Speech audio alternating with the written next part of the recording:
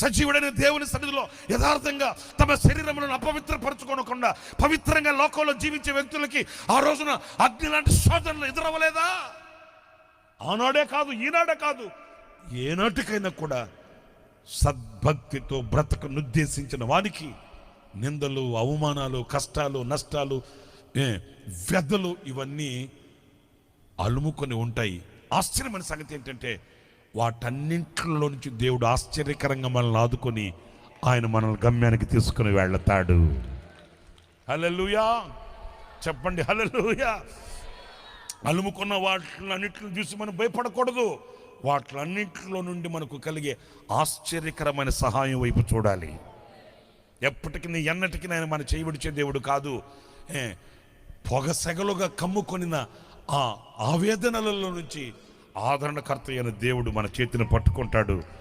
ఏ సింహము నోట్లో నుంచి అయినా, ఏ సింహము నోట్లోకి మనల్ని పడనివుడు. ఆ సింహాల నోట్లో నుంచి ఆయన మనల్ని తప్పించి, రక్షించి, విమోచించి ఆయన మనల్ని ఉన్నత స్థలముల మీద నడవ చేయగలిగిన దేవుడు ఒకే ఒక్కడు. ఆయన పేరే నజరేయుడైన యేసు.